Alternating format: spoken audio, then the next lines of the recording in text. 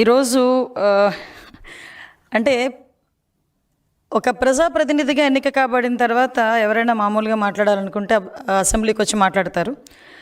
కానీ జనాల్లోకి రావడానికి భయపడే వ్యక్తి, జనాలను ఎదుర్కోలేని వ్యక్తి, అంటే ఆ టైప్ ఆఫ్ రోగానికి ఏం పేరు పెట్టాలని ఇందాకే మేము గూగుల్ కూడా చేసాం, కానీ గూగుల్ కూడా చెప్పలేకపోతుంది ఆ రోగం ఏంటో.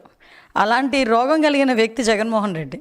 నిజంగా నవ్వొచ్చింది. 3 గంటల ప్రెస్ మీట్లో చెప్పిన అబద్ధాన్నే మళ్ళీ మళ్ళీ చెప్పి వాళ్ళ బ్లూ మీడియాలోని సాక్షి మీడియాలోని చూపిస్తారు కదా అని అదే అబద్ధాన్ని పదే పదే చెప్తే నిజమైపోతుంది అన్నట్టుగా మొత్తం ప్రెస్ మీట్ అంతా చూస్తే అందులో ఒక్క లైన్ కూడా నిజం లేకుండా మొత్తం 3 గంటల పాటు ఏకబిగిన అబద్ధాలు చెప్పగలగడంలో ఓ Guinness book of world record సాధించగలిగాడేమో నా ఉద్దేశంలో.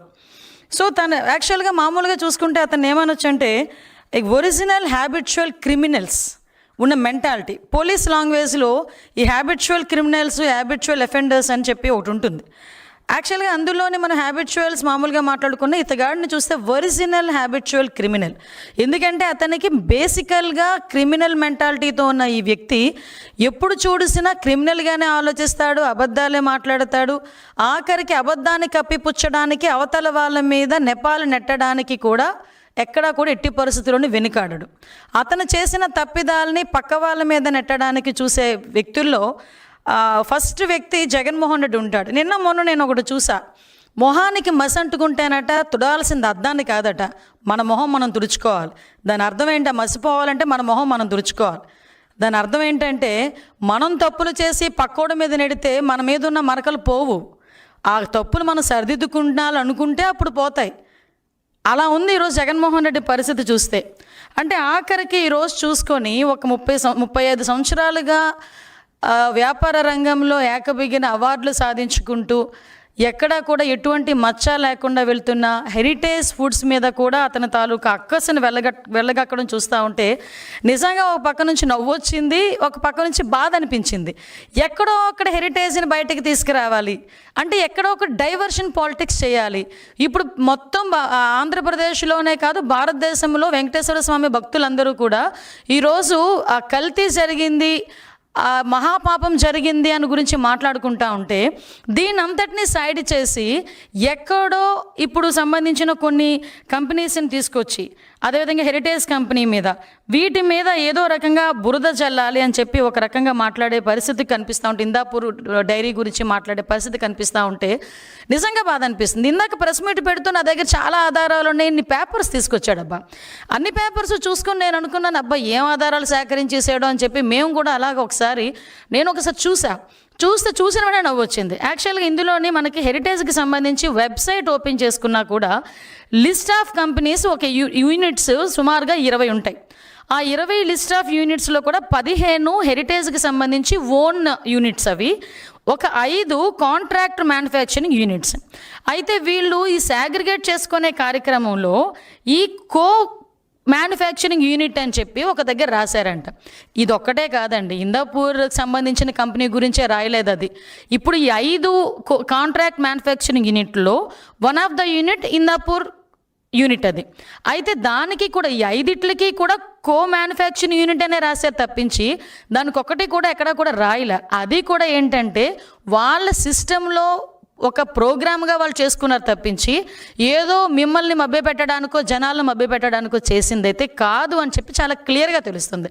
ఎందుకంటే అక్కడ మ్యానుఫ్యాక్చరింగ్ యూనిట్ నుంచి మ్యానుఫ్యాక్చరింగ్ యూనిట్ రాసినంత మాత్రం ఏదైనా జరిగిపోద్దా? ఒకసారి ఆలోచించండి, లాజికల్గా ఆలోచించండి. నెక్స్ట్ ఇంకొకటి, అందులోని ఇంకొక పేపర్ తీసుకొచ్చి చూపించాడు. మరకంద్ శాస్త్రి ఆయన రిజిగ్నేషన్ ఎందుకు చేశాడు?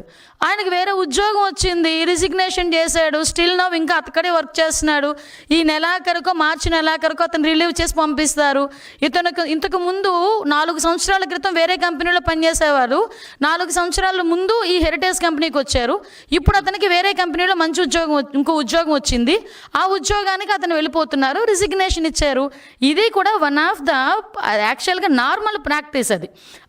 అంటే దీన్ని కూడా ఈ రాజకీయానికి ఉపయోగించుకుంటున్నారంటే ఏదో అంటారు కదా, సూక్ష్మ రంధ్రాన్వేషణ చేస్తున్నారనమాట. కానీ ఏదో అంటారు, కొండని తవ్వి ఎలకను కూడా దొరకదు. ఇక్కడ హెరిటేజ్ని టచ్ చేస్తే ఎక్కడైనా ఏమని అంటారంటే కొండని తవ్వి ఎలకను పట్టారా అంటారు సాధారణంగా. నువ్వు హెరిటేజ్ని తవ్వితే ఎలక కూడా దొరకదు, ఎందుకంటే అంత క్లీన్ షీట్లో ఉండే ఒక సంస్థ అది.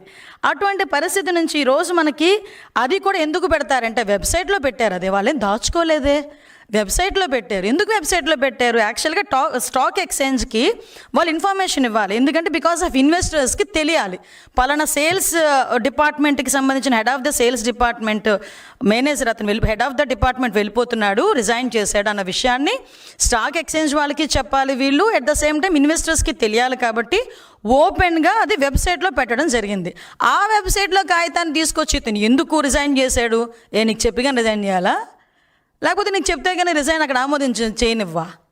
నాకు అర్థం కావట్లే. అంటే అలాంటి కాగితాలు తీసుకొచ్చి హెరిటేజ్లో ఏదో జరిగిపోతుందని చూపించడానికి చేసే ప్రయత్నం చూస్తూ ఉంటే నిజంగా జగన్మోహన్ రెడ్డిని చూస్తే భలే జాలనిపించింది అబ్బా నాకైతే. సేమ్ యాస్ట్రీస్ ఈరోజు హిందాపూర్ డైరీ గురించి మాట్లాడుతున్నారు. ఇక్కడ వాళ్ళు ఏం మాట్లాడతారు, హెరిటేజ్ యూనిట్ అంటున్నారనమాట. యాక్చువల్గా ఒకసారి బుర్రున్నవాడు ఎవరికైనా ఏది పెద్ద కంపెనీ ఏది చిన్న కంపెనీ, పెద్ద కంపెనీకి ఒక యూనిట్ కంపెనీ అవుతుంది చిన్న కంపెనీ, అంతేకాని చిన్న కంపెనీకి యూనిట్ కంపెనీ పెద్ద కంపెనీ అవ్వదు. ఇప్పుడు హెరిటేజ్ ఫర్ ఎగ్జాంపుల్ డైలీ 20 లక్షల లీటర్ల పాలు ప్రొక్యూర్ చేస్తే దానికి డబల్ మిల్క్ ప్రొక్యూర్ చేసేది హిందాపూర్. అంటే 40 లక్షలు డైలీ లీటర్లు ప్రొక్యూర్ చేసేది. అటువంటిప్పుడు హెరిటేజ్ యూనిట్ ఎలా అవుతుంది హిందాపూర్? ఒక్కసారి ఆలోచించండి. హెరిటేజ్ యూనిట్ అని మాట్లాడతావు. ఇంకొకటి, యాక్చువల్గా హిందాపూర్ అన్నది ఈ కన్స్యూమర్ మార్కెటింగ్ చేయదు, సాధారణంగా బల్క్ మార్కెటింగ్ చేస్తుంది. దట్టు ఏంటంటే ప్రొడక్షన్ ఎక్కువ. అది ప్రొడక్షన్ చేసి కంపెనీస్కి ఇస్తే కంపెనీస్ వాళ్ళు కన్స్యూమర్ మార్కెటింగ్ చేసుకుంటారు. ఫర్ ఎగ్జాంపుల్ వీళ్ళు ఏం చేస్తారంటే లేబులింగ్ అంటే ప్రొడక్షన్ వాళ్ళు చేస్తారు. లేబులింగ్ అంటే ఇప్పుడు హెరిటేజ్ కంపెనీ ఈ హిందాపూర్ కంపెనీస్ దగ్గర నుంచి చీజ్ అని, పన్నీర్ అని, నెక్స్ట్ ఇంకొకటి ఏంటంటే టెట్రాప్యాక్ మిల్క్స్ సంబంధించినవని ఇలాంటివి కొనుగోలు చేస్తుంది, హెరిటేజ్ కొనుగోలు చేస్తుంది. హెరిటేజ్ అన్న కంపెనీ ఇప్పటి వరకు ఏ కంపెనీకి కూడా గీ సప్లై చేయలే. హెరిటేజ్కి ఓన్ గీ మ్యానుఫ్యాక్చరింగ్ ఉంది. హెరిటేజ్ కంపెనీ గీ కూడా ఎప్పుడూ బల్క్గా ట్యాంకర్స్తో ఎక్కడికి పంపించలే. అది ఓన్లీ కన్జ్యూమర్కి మాత్రమే అది సప్లై చేసే పరిస్థితి. కన్జ్యూమర్ మార్కెటింగ్ మాత్రమే చేస్తారు. ఈ విషయం చిన్న పిల్లోడిని అడిగినా చెప్తాడు. దానికి ఈరోజు హిందాపూర్ కంపెనీకి హెరిటేజ్ నుంచి నెయ్యి వెళ్ళిద్ది, ఆ నెయ్యిని తీసుకొచ్చి హిందాపూర్ తీసుకొచ్చి మన టీటీడీకి ఇస్తుందని మాట్లాడుతున్నారు. అసలు బుడబన్యాస్తుందా మీకు? అసలు చాలా క్లియర్గా వాళ్ళు ఒక సిస్టమ్ పెట్టుకున్నారు. మేము ఏ రోజు కూడా టెంపుల్స్కి మీ నెయ్యి సరఫరా చేయకూడదు, ఎందుకంటే వాళ్ళు బల్క్గా చెయ్యరు వాళ్ళు. ఎందుకు వాళ్ళ మార్కెటింగ్ వాళ్ళకు ఉంది, కన్స్యూమర్ మార్కెటింగ్ వాళ్ళకు ఉంది. సో దట్ వాళ్ళు అలా వెళ్తారు. వీళ్ళు కొన్ని సిస్టమ్స్ పెట్టుకున్నారు. అంటే ఒక సైద్ధాంతికంగా వెళ్ళాలి అనే ఉద్దేశం హెరిటేజ్ కంపెనీ వాళ్ళకు ఉంది కాబట్టి అలా వెళ్ళారు. సో దాని వరకు వెళ్తుంది. ఇంకొకటి ఏం చెప్పారు, నిజంగా ఇది చూస్తే నాకు నిజంగా నవ్వొచ్చిందండి. 2015లో అంట అతనికి 300 రూపాయలకో 280 రూపాయలకో నెయ్యి ఇచ్చారంట. ఇప్పుడు 2026లో అతనికి 650 రూపాయలకి హిందాపూర్ కంపెనీకి నెయ్యి సప్లైకి ఇచ్చారట. అంత డబ్బులు ఎందుకు పెంచారు? 650 రూపాయలు ఎందుకు పెంచారు? 650 రూపాయలకి అంటే హెరిటేజ్ ఇందులో హస్తం ఉంది అని చెప్పి అక్కడ కూడా తీసుకొచ్చి హెరిటేజ్ని ఫిక్సప్ చేయడానికి అని చెప్పి ట్రై చేస్తున్నారు. అయ్యా జగన్మోహన్ రెడ్డి గారు, ఒకసారి భారతిరెడ్డి గారిని మీరు సాక్షి పేపర్ పెట్టేటప్పుడు ఎన్ని రూపాయలండి ఒకసారి అడగండి. నాకు తెలిసి 2 రూపాయలు అనుకుంటా అప్పుడు. ఇప్పుడు ఎంతో అడగండి ఒకసారి. అదే 2 రూపాయలకి అమ్ముతున్నారా, లేకపోతే 6.5 రూపాయలకి అమ్ముతున్నారా సాక్షి పేపర్ని? ఒకసారి కనుక్కోండి. మరి 2 రూపాయల నుంచి 6.5కి ఎందుకు చేశారండి? ఎవడు జేబులు నింపుకోవడం చేశారు? అదేవిధంగా భారతీ సిమెంట్స్ నాకు తెలిసి 2014 ఆ టైంలో 250 రూపాయలు అనుకుంటా, ఇప్పుడు 450 రూపాయలు. మరి ఎందుకు పెరిగింది?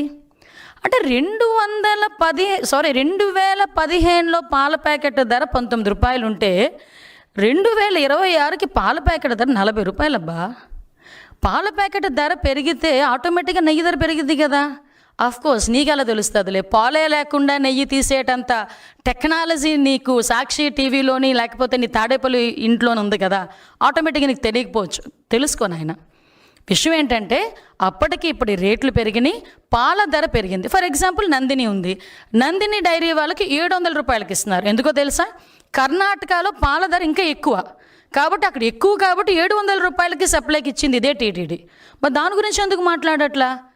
అంటే విషయం ఏంటంటే ఇప్పుడు ఇంకొకటి ఇందాపూర్ కంపెనీకి సంబంధించి మీరు చెక్ చేసుకుంటే సుమారుగా నందిని డైరీకి 40 లక్షల లీటర్లకు సంబంధించి గీ సప్లై ఆర్డర్ ఉంటే ఇందాపూర్కి 5 lakhs.